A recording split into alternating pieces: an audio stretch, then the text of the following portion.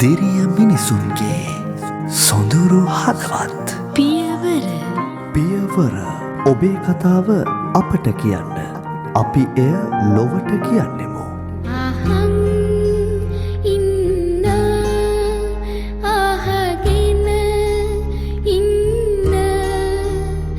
මගේ හිත මොනවද මුමුණනවා.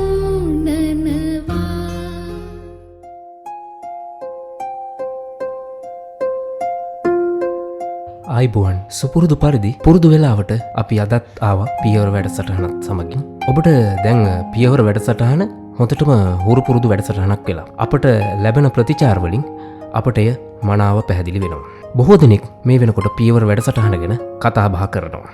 FM 97.9 www.crisrilanka.com හරහා අපිව සර්වණය කරන්නට පුළුවන්. ඒ වගේමයි Apple සහ Android යන ජංගම දුරකථන වර්ග දෙකටම අදාළ ඇප්ලිකේෂන් එකක් අපේ තියෙනවා. එය ඩවුන්ලෝඩ් කරගත්තාම බොහොම අපූර්වට CRI ශ්‍රී ලංකාව ඔබට ශ්‍රවණය කරන්නට පුළුවන්. අපේ දින දර්ශනයේ දින 365ක් තියෙනවා.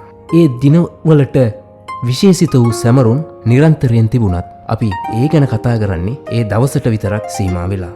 අද දෙසැම්බර් මාසේ 2 වෙනිදා. අද දවස ගෙවෙන්නට තව තියෙන්නේ හෝරා කීපයක් පමණයි. හෙටින් උදා වෙනවා දෙසැම්බර් මාසේ 3 වෙනිදා. දෙසැම්බර් මාසේ 3 වෙනිදාටත් විශේෂිත වූ සැමරුම් දිනයක් අපට ඉදිලා තියෙනවා. ඒ ලෝක ආබාධ සහිත තැනැත්තන්ගේ දිනය.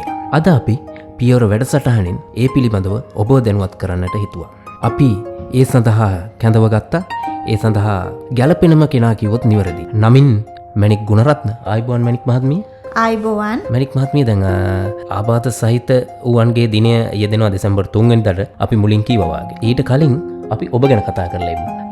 මම කැමතියි දැන් ඔබ බොහෝ දෙනෙක් හඳුනනවා දුෂ්‍යාබාධිත කාන්තාවක් හැටියට ආබාධ සහිත ප්‍රජාවේ බොහෝ දෙනෙක් හඳුනනවා. ඔබ ආබාධ සහිත තත්ත්වයට පත් උනේ කොහොමද කියලා අපට කෙටි හැඳින්වීමක් කරුවොත් අපි කැමතියි. ඔව් මම ආබාධ සහිත තත්ත්වයට පත් උනේ විශේෂයෙන්ම මම දුෂ්‍යාබාධ සහිත කාන්තාවක්.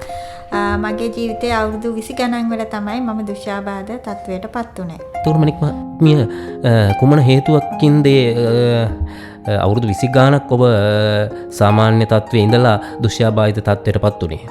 රෙටිනයිටිස් පිග්මන්ටෝසා කියන දුෂ්‍යාබාධිත තත්ත්වය නිසා තමයි ක්‍රමෙන් පෙනීම අඩු වෙලා ගිහිල්ලා දුෂ්‍යාබාධිත තත්ත්වයට පත් උනේ. එතකොට ඔබ මේ අලුත්ම තත්ත්වයකට මේ මුහුණ දෙන්නේ. ඒ තත්ත්වයට ඔබ හුරුුනේ කොහොමද ඇත්තටම? ඇත්තටම ජීවිතයේ මොකද මම කලින් අනාබාධිත සමාජයේ ජීවත් වෙලා ආබාධ සහිත පුද්ගලයෙක් හැටියට ජීවත් වෙනකොට ගොඩාක් දේවල් වලට මට මුහුණ දෙන්න වුණා. සමාජයේ අපි හුඟක් දෙනා දන්නවා ආබාධ සහිත පුද්ගලයා ගත්තාම කොන්වීමකට ලක් වෙනවා. විශේෂයෙන්ම අපේ අයිතිවාසිකම් නැති නිසා. ඉතින් ඒක නිසා මම විශේෂයෙන්ම කල්පනා කරා දුෂ්‍යාබාධ සහිත පුද්ගලයෙක් හැටියට මම ජීවිතේ ඉස්සරහට යන්නේ ජීවිතේ ගොඩනගන්නේ කොහොමද කියන එක. ඉතින් ගොඩාක් වෙලාවට බොහෝ දෙනා හිතන දෙයක් තමයි දුෂ්‍යාබාධ සහිත පුද්ගලයෙක් වුණාම අනිවාර්යයෙන්ම බ්‍රේල් දැනුම සහ සුදු සැර යටේ භාවිතය ওই දෙක තමයි ගොඩක් වෙලාවට සියලු දෙනාගේම ඔළුවට එන්නේ.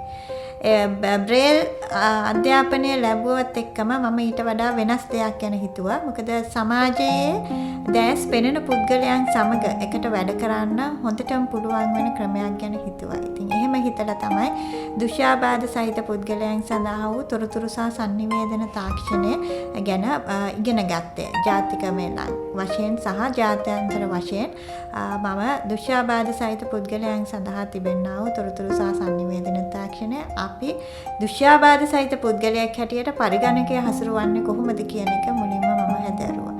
ඒ හදාරලා ඉවර තමයි මම දැනට සේවය කරන ලංකා සේවය සම්මේලනය.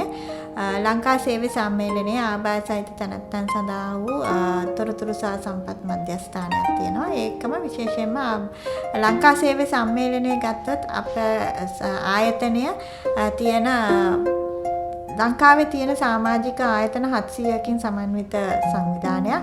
අප එම සංවිධානවල තියෙනා වූ කාර්මික ආරවුල් විසඳන එක, ඒ වගේම පුහුණු ලබා දෙන දේවල් තමයි කරන්නේ. ඊට අමතරව ආබාධ සහිත තැනැත්තන් සඳහා වූ සේවා යෝජකයන්ගේ ජාලය තියෙනවා. ඒ ආබාධ සහිත තැනැත්තන් සඳහා වූ සේවා යෝජකයන්ගේ ජාලය හරහා ආබාධ සහිත පුද්ගලයන්ට විශේෂිත වූ පුහුණු, ඔවුන්ට අවශ්‍ය අයිතිවාසිකම්, ඔවුන්ට රැකියාගත කිරීම මේ ආදී විශාල සේවයක් සපයන්නේ. ඉතින් මේ තොරතුරු සහ sannivedana තාක්ෂණය මම ඉගෙනගෙන රැකියාවට ආවම ඇත්තටම අපිට තොරතුරු සහ sannivedana තාක්ෂණය තමයි ආයතනයක දැස් පෙනෙන පුද්ගලයන් සමග එකට වාඩි වෙලා වැඩ කරන්න පුළුවන් එකම ක්‍රමය. ඉතින් ඒක නිසා ඒ තාක්ෂණය හදාරලා ඒක දැන් මං විතරක් ඉගෙනගෙන ගොඩක් වෙලාවට මටම තියාගත්තා නම් මං විතරයි ඉදිරියට එන්නේ. මම නෙවෙයි අපි කියන සංකල්පයට ගියා. ඉතින් මම මේ සමාජයේ සිටින්නා වූ දුෂ්‍යාබාධ සහිත පුද්ගලයන් සහ ආබාධ සහිත පුද්ගලයන්ට තොරතුරු සහ sannivedana තාක්ෂණය පුහුණු කරලා ඔවුන් රැකියාගත කිරීම කරනවා. මොකද විශේෂයෙන්ම මේක වැදගත් වෙනවා දුෂ්‍යාබාධ සහිත පුද්ගලයන්ට. මොකද දැස් පෙනෙන පුද්ගලයන් සමග අපේකට සමාජයේ ආයතනයක වැඩ කරනකොට මේ තාක්ෂණය අවශ්‍ය වෙනවා. ඒකම මම ඒ දුෂ්‍යාබාධ සහිත පුද්ගලයන්ගෙන් පටන් ගත්තට සියලුම ආබාධ සහිත පුද්ගලයන්ට මෙම තාක්ෂණය පුහුණුව දැනුම ලබා දෙන්න විශේෂයෙන්ම මැදිහත් වෙලා ඉන්නවා. එතකොට මණික් මහත්මිය මේ මට පොඩි ප්‍රශ්නයක් තියෙනවා. මේ දැන් කොහොමද ශ්‍රව්‍යාබාධිත කෙනෙකුට දැන් ඔබ ඒ දැනුම ලබා දෙන්නේ? ශ්‍රව්‍යාබාධ සහිත පුද්ගලයෙකුට පරිගණකයේ තිරය හොඳට පේනවා. ඔවුන් ගොඩක් වෙලාවට ශ්‍රව්‍යාබාධ සහිත පුද්ගලයන් ලිවීමේ හැකියාව තියෙනවා. ඉතින් ඒක නිසා ඔවුන්ට අවශ්‍ය දේ මට පරිගණකයට ටයිප් කරලා දෙන්න පුළුවන්. ඔවුන්ට ඒක පේන නිසා. එහෙම නැත්නම් සමහර ශ්‍රව්‍යාබාධ සහිත පුද්ගලයන් ඉන්නවා උන් තොල් බලා කියවනවා. ලිප් රීඩින් කියන ගණයට අයිති වෙනවා. එතකොටත් මට ගොඩක් වෙලාවට ලේසි වෙනවා.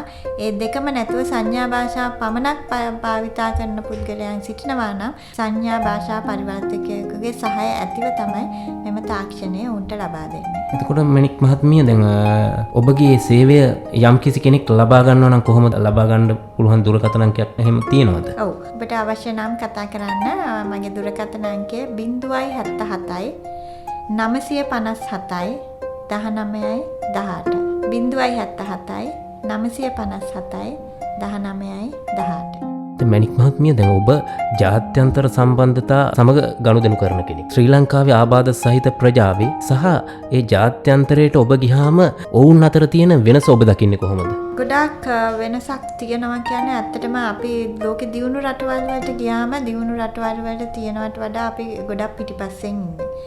ඒකම කියන්න ඕන ලංකාව ගත්තහම මීට අවුරුදු 20කට 30කට තිබුණ විදියට වඩා දැන් ගොඩාක් දියුණු වෙලා තියෙනවා. විශේෂයෙන්ම ආබාධ සහිත පුද්ගලයන්ට තියෙන පහසුකම් අල්ප වශයෙන් තිබුණත් මීට වඩා අවුරුදු ගණනාවකට වඩා තිබිච්ච ක්‍රමයට වඩා දැන් ගොඩක් වෙනස් වෙමින් පවතිනවා. මේක ඇත්තටම ආබාධ සහිත ප්‍රජාව ගොඩාක් වෙලාවට ලොකු උද්දේශනය, උපදේශනය, ලොකු මැදිහත් වීම බලපෑම් රජයට, සිවිල් සමාජයට කරන නිසා තමයි මේ වෙනස ඇති වෙන්නේ. ඉතින් දියුණු රටවල් ගත්තොත් ඔවුන්ට ආර්ථික වශයෙන් කිසි ප්‍රශ්නයක් නැහැ. ඔවුන්ට තියෙන පහසුකම් තියෙනවා, ප්‍රවේශ පහසුකම්, ප්‍රවාහන පහසුකම්, ඇත්තටම සියලු ඕනෑම ආබාධ සහිත පුද්ගලයෙකුට ස්වාධීනව ඕනම තැනකට ගිහිල්ලා වැඩක් කරගැනීමේ හැකියාව තියෙනවා ඒ දියුණු රටවල් නිසා.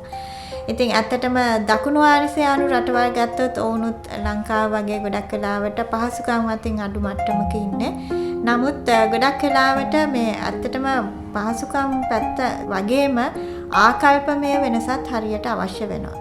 විශේෂයෙන්ම ලංකාව ඇතුළු දකුණු ආසියානු රටවල ගොඩක් වෙලාවට පුරුදු වෙලා තියෙන්නේ මේ හිතනවා ආබාධ සහිත පුද්ගලයන් මේ පින්තකා අපි පිනක් කරගන්න තමයි පුළුවන් කියන කර චැරිටි බේස් මොඩල් එකෙන් තමයි ගොඩක් වෙලාවට හිතන්නේ. ඉතින් ඒක අපි ඇත්තටම මේ ආකල්ප වෙනස් වෙන්න ඕන. එතකොට ඇත්තටම මේ CRI ශ්‍රී ලංකා නාලිකා වගේ මේ වගේ වැඩසටහන් ක්‍රියාත්මක වෙනකොට ඇත්තටම සමස්ත සමාජයේම ආකල්ප වෙනස් කරගන්න පුළුවන්. සිවිල් සමාජයේ ඒ වගේම ආබාධ සහිත පුද්ගලයන්ටත් දැනගා ගොඩක් වෙලාවට අපේ අයිතිවාසිකම් දිනා ගන්න අපිට අවශ්‍ය අධ්‍යාපනය, රැකියාව, පුහුණුව එම තියෙන තැන් හොයාගෙන ගිහිල්ලා මොකද අපිත් ආබාධ සහිත පුද්ගලයෝත් විශාල වශයෙන් සවිබල ගැන්විය යුතුයි. ඒක හරි අවශ්‍යයි. එතකොට තමයි අපිට අපේ අයිතිවාසිකම් වෙනුවෙන් හඬක් නගන්න පුළුවන්. ඉතින් ඒ වගේ ගොඩක් වෙලාවට දැන් ඇත්තටම ජාත්‍යන්තර තරයට ගියාම ඒ වගේ දැනුම අරගෙන මොකද සියලු දෙනාටම ඒ තැනට යන්න අමාරුයි. ඒ දැනුම තාක්ෂණයේ අවශ්‍ය සියලු දේ අරගෙන ඇවිල්ලා ලංකාවේ අපේ මේ පුංචි ලංකාවේ ඉන්න ආබාධ සහිත ප්‍රජාවට යමක් කරන්න තමයි ඇත්තටම මම අපකැප වෙලා සිටින්නේ. එහෙනම් මැනික් මහත්මිය ඔබත් සමග අපි බොහෝ වෙලාවක් බොහොම හරවත් තොරතුරු කතා කරමින් සිටියා. අපි මද විරාමයකට ගිහිල්ලා යලිත් ඔබ සමග කතා බහට එකතු වෙනවා. තෝතුනි අපි යලිත් පියවර වැඩසටහන සමග එකතු වෙන විරාමයෙන් අනතුරු අද අපිත් සමග එකතු වෙලා ඉන්නේ ආබාධ සහිත ප්‍රජාවේ බොහෝ දුර ගමනක් ගිය දිරිය කාන්තාවක් ආබාධ සහිත දිනය ගැන කතා කරන්නට. ඇය ගැන අපි තොරතුරු කතා කරුවා බොහෝ වෙලාවක්. මැනික් මහත්මිය දෙසැම්බර් 3 වෙනිදා කියන්නේ ලෝක ආබාධ සහිත වූවන්ගේ ජාත්‍යන්තර සැමරුම් දිනය. මේ වෙනකොට ශ්‍රී ලංකාවේ කොහොමද දෙසැම්බර් 3 වෙනිදා මේ වැඩසටහන සඳහා සූදානම්? ඔව් ශ්‍රී ලංකාවේ ආබාධ සහිත තැනැත්තන් සඳහා වූ ජාත්‍යන්තර දිනය සැමරීමට අපි සූදානම් වෙනවා. ආබාධ සහිත පුද්ගලයා මොකද ලංකාවේ 16 ලක්ෂයකට අධික ප්‍රමාණයක් ආබාධ සහිත පුද්ගලයන් සිටිනවා. ඉතින් මේ ආබාධ සහිත පුද්ගලයන්ගේ ජාත්‍යන්තර දිනය දෙසැම්බර් 3 වෙනිදාට රෙදිලා තියෙනවා. ඒක අපි සමරන්න ලෑස්ති වෙලා සිටිනවා.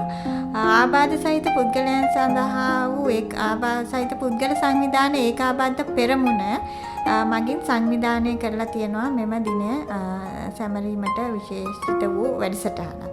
මේ ආබාධ සහිත පුද්ගල සංවිධාන ඒකාබද්ධ පෙරමුණේ තිබෙනා වූ විපරම් කමිටු එකතු වෙලා අපි දෙසැම්බර් 2 වෙනිදා ලංකාවේ පළාත් කිහිපයකින් අපි සෙනග එකතු කරලා මොකද අපි හදනවා අත්සන් ලක්ෂයක් ගන්න. ඒ අත්සන් ලක්ෂය අරගෙන අපේ අයිතිවාසිකම් තියෙන අපේ අයිතිවාසිකම් දිනා ගන්න අපි සංදේශයක් ජනාධිපතිතුමාට සහ රජයේ පිළිගත් විශේෂයෙන්ම ආබාධ සහිත පුද්ගලයන් සඳහා වූ වැඩ කරන ආයතන වලට බාර දෙන්න බලාපොරොත්තු වෙනවා. මෙම අත්සන් දෙසැම්බර් 2 වෙනිදා ලංකාව පුරා පළාත් කිහිපයකින් කොළඹට එනවා. එකක් ගාල්ලේ සිට කොළඹට එනවා. එක කණ්ඩායමක් මොනරාගල සිට කොළඹට එනවා. මතුගම සිට කොළඹට, කුරුණෑගල සිට කොළඹට, නුවර සිට කොළඹට සහ කොළඹ අපි අත්සන් එකතු කරනවා. මේ අත්සන් ඔබ ලබාගෙන මේ අත්සන් සියල්ල එකතු කරලා අපි සංදේශයක් බාර දෙන්න ජනාධිපතිතුමාට බලාපොරොත්තු වෙනවා. ඒ වගේම දෙසැම්බර් 3 වෙනිදා ශ්‍රී ලංකා පදනම් ආයතනයේදී මාධ්‍ය සාකච්ඡාවක් පවත්වන්න බලාපොරොත්තු වෙනවා. එහිදී අපේ අයිතිවාසිකම් මොනවද? අපිට අපේ අයිතිවාසිකම් ලබා දෙන්න සමස්ත සමාජයේම කළ යුත්තේ මොකද්ද? රජයක් වශයෙන් අපේ අයිතිවාසිකම් ලබා දෙන්නේ වැදගත්කම ගැන. ඒ වගේම ආබාධ සහිත තැනැත්තන් සඳහා වූ අපගේ පනත පාර්ලිමේන්තුවේ සම්මත කර ගැනීම තමයි අපගේ ලොකුම බලාපොරොත්තුව. ඉතින් මේ දේවල් තමයි අපි ආබාධ සහිත තැනැත්තන් සඳහා වූ ජාත්‍යන්තර දිනයේදී කිරීමට බලාපොරොත්තු වෙන්නේ.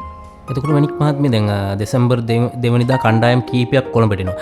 මේ කණ්ඩායම් කොළඹ කුමන ස්ථානයකටද එක්රැස් වන්නේ? කොළඹට ඇවිල්ලා අපි ආබාධ සහිත පුද්ගල සංවිධාන ඒකාබද්ධ පෙරමුණේදී මෙම අත්සන් සියල්ල එකතු කරලා දෙසැම්බර් 3 වෙනිදා තියෙන මාධ්‍ය සාකච්ඡාවටත් අපි ඒ පිළිබඳ විස්තර මාධ්‍ය හරහා අපට කියනවා.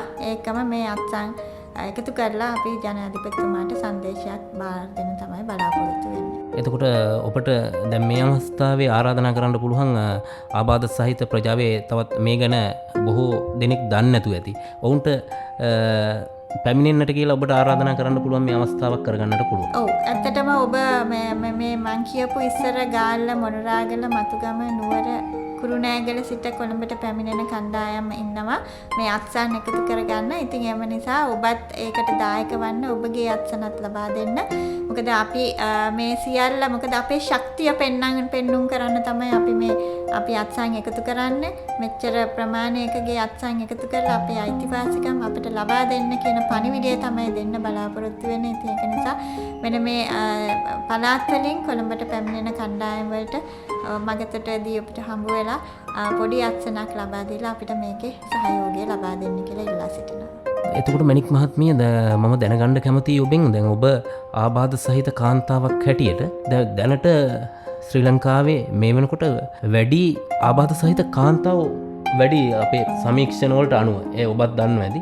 කුමක්ද මේට හේතුව ඇත්තටම? ඇත්තටම ආබාධ සහිත මම ඉස්සෙල්ලා කිව්වා ලක්ෂ 16කට අධික ප්‍රමාණයක් ආබාධ සහිත පුද්ගලයන් ඉන්නවා. ඒකෙන් 57ක් ආබාධ සහිත කාන්තාවන්. ඒ ප්‍රතිශතයක් ලෙස අපි ගණනින් ගත්තොත් 9,22,000 ගාණක් ඉන්නවා ආබාධ සහිත කාන්තාවන්. ඇත්තටම අපි කාන්තාවන් කියලා ගත්තාම ගොඩක් වෙලාවට සමාජයේ කොන්වීමට ලක් වෙන පුද්ගලයන් තමයි ආබාධ සහිත කාන්තාවන්. ඒක හේතුව තමයි 1 කාන්තාවක් වීම, 2 ආබාධ සහිත කාන්තාවක් වීම, 3 ආබාධ සහිත කාන්තාව සරිවිබාල ගැන්විලා නැත්තම් ඒකට තුන්වෙනි වරටත් ඒක වෙන් කිරීමට කොන් කිරීමකට ලක් වෙනවා. ඉතින් ඒකම අපේ තිබෙනා වූ සමාජ පසුබිම ඒකම තියෙනා වූ සෞඛ්‍ය පහසුකම් මොකද ඇත්තටම තියෙන ආබාධ වැඩි වෙනවා. ඒකට ආබාධ සහිත පුද්ගලයන්ට ගොඩක් වෙලාවට තියෙන අයිතිවාසිකම් පහසුකම් නැති වෙලා යනවා. ගෙදර නිවස ගත්තොත් කුඩා දරුවාගේ පටන් ගත්තොත් මේ කාන්තාව කියන කෙනා දියණියක් වශයෙන් මේ ලෝකේ උපත ලබනවා. ඊට පස්සේ දියණියක් වෙනවා, සහෝදරියක් වෙනවා, භාර්යාවක් වෙනවා, මවක් වෙනවා, මිත්තණියක් වෙනවා. මේ යන්නා වූ දිගු ගමනේදී අපි ආබාධ සහිත කාන්තාවක් වුණාම අපේට බොහෝ ගැටලු වලට මුහුණ පාන්න වෙනවා උපන්දා සිටම. ඒකම සමාජයේ තියෙන ආකල්ප මේකට ගොඩක් වෙලාවට බලපානවා. ඉතින් ඒක නිසා ආකල්පයේ ප්‍රශ්න තියෙනවා. එතකොට මේ ගොඩක් වෙලාවට දැන් වැඩිහිටි සමාජයේත් සිටිනවා. මොකද ලංකාවේ ආයු අපේක්ෂා කාලය වැඩි අනිත් දකුණු ආසියානු රටවල් වලට වඩා. එතකොට වයස්ගත කාන්තාවන් මේ ආබාධ සහිත පුද්ගලයන් ඒ ගණයට වැටෙනවා. ඉතින් ගොඩාක් හේතු තියෙනවා. ඒ හේතු සියල්ලම එකතු වුණාම ආබාධ සහිත කාන්තාවන්ගේ ප්‍රතිශතය වැඩි වෙලා තියෙනවා. ඉතින් ඒකම ඒ ප්‍රතිශතය වැඩි වෙනවා වගේම ඉතින් අපිට තියෙන ප්‍රශ්නත් ගැටලු එන්න වැඩි වෙන එක තමයි තියෙන්නේ. එතකොට මණික් මහත්මිය දැන් ආබාධ සහිත ප්‍රජාව සවි බල ගන්නවන්නට සහ ආබාධ සහිත කාන්තාව සවි බල ගන්නන්නට දැන් ඔබලා කරන වැඩපිළිවෙළවල් කුමක් හරි තියෙනවද උන්ට දායක වන්නට? ඔව් විශේෂයෙන්ම ලංකා සේවක සම්මේලනයේ ආබාධ සහිත තොරතුරු සහ සම්පත් මධ්‍යස්ථානය වගේ අපි විශේෂ වැඩසටහන් රාශියක්ම කරනවා. ඒ අතරින් ඉස්ලාම දැන් ගොඩක් වෙලාවට වෙන්නේ මේ ආබාධ සහිත කාන්තාවන්ට අධ්‍යාපනය නැතිව. මොකද ගෙදර ගොඩක් වෙලාවට ආබාධ සහිත ගැහැණු දරුවෙක් සිටිනවා නම් ගොඩක් වෙලාවට අයව පාසල් යවන්න නැති තත්ත්වයක් තියෙනවා විශේෂයෙන්ම ගම්බද පළාත්වල. ඉතින් ඒ අධ්‍යාපනය නැති වුණාම එතනින් එහාට ජීවිතේන සියලු ප්‍රශ්න වලට මුහුණ දෙන්න වෙනවා. ඇත්තටම ආබාධ සහිත ගැහැණු දරුවා පාසල් ගත කිරීමට අවශ්‍ය ඒ දෙමව්පියන්ව දැනුවත් කිරීමේ වැඩසටහන් තියෙනවා. ඒ වගේම අපේ පුහුණු මධ්‍යස්ථානයේ අපි අනිවාර්යයෙන්ම 150ක් ආබාධ සහිත කාන්තාවන්ව ගන්නවා. එතකොට ඒ ආබාධ සහිත කාන්තාවන්ව ගන්නකොට එතකොට ඒගලන්ට අවශ්‍ය පුහුණු වීම හම්බ වෙනවා. සමාජයේ සමග එකට වැඩ කරන්න හම්බ වෙනවා. රැකියා වලට යොමු කරනවා. රැකියාවෙන් පස්සේ උන් ආර්ථික මතයෙන් ශක්තිමත් වෙනවා. ආර්ථික වශයෙන් ශක්තිමත් වෙනවා කියන්නේ ආබාධ සහිත කාන්තාව විතරක් නෙවෙයි. ආබාධ සහිත කාන්තාවගේ ආර්ථික මට්ටම ශක්තිමත් වෙනවා කියන්නේ පවුලේ ආර්ථික මට්ටමත් ඉහළ යනවා.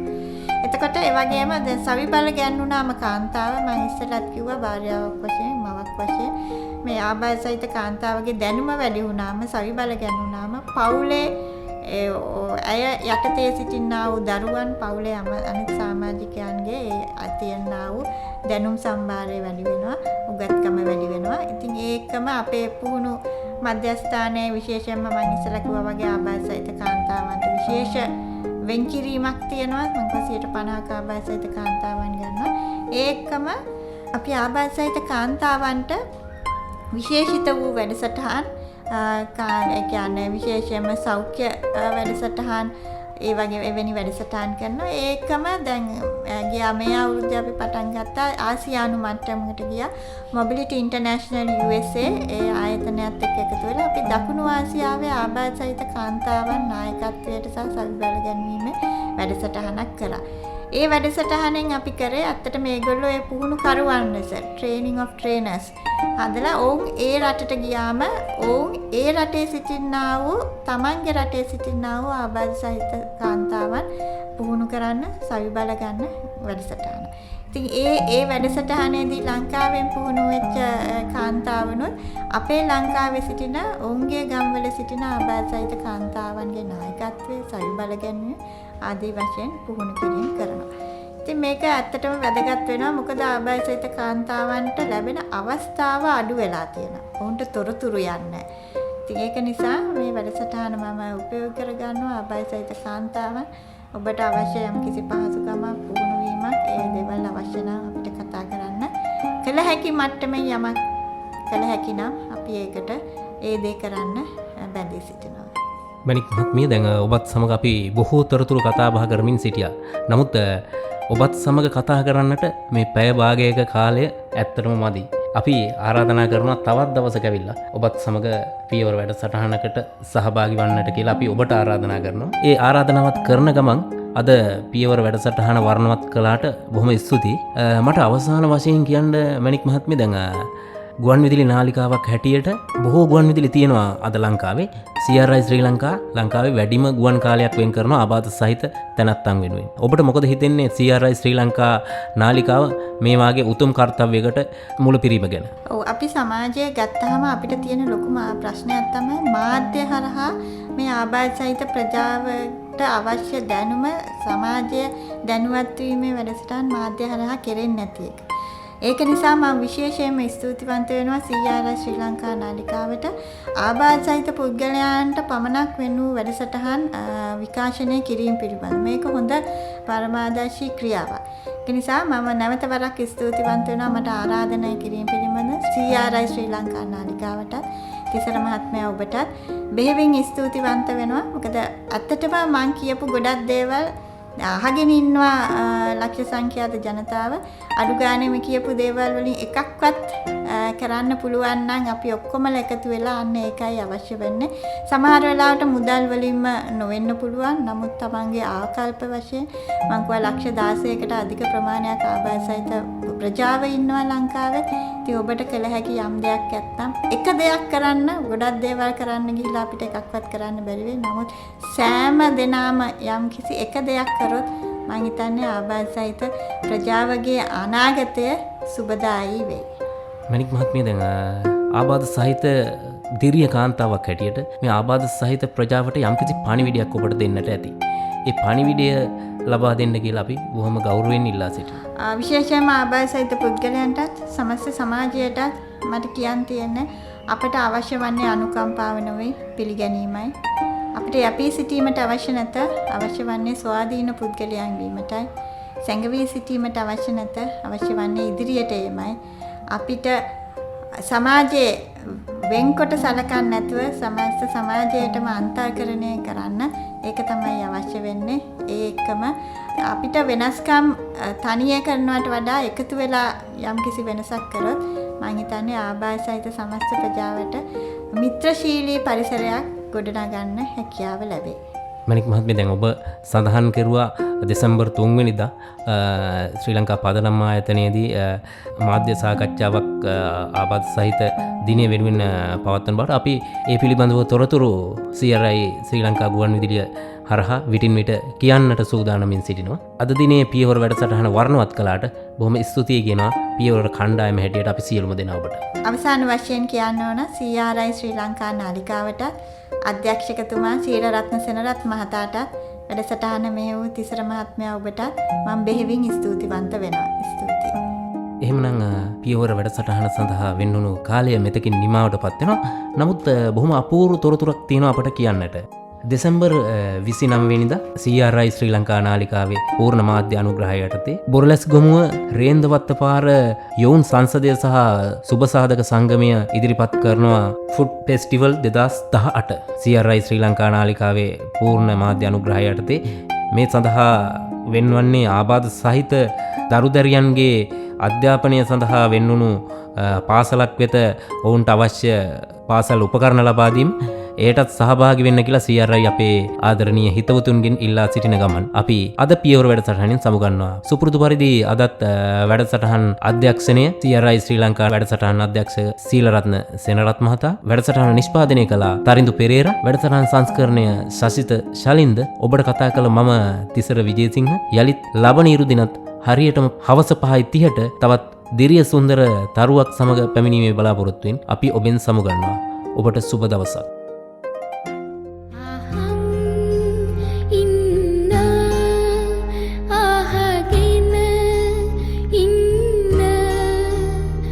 මගේ හිත මොනවද මුමුණනවා. දිරිය මිනිසුන්ගේ සොඳුරු හදවත් පියවර පියවර ඔබේ කතාව අපට කියන්න. අපි එය ලොවට කියන්නෙමු. අහන් ඉන්න අහගෙන ඉන්න මගේ හිත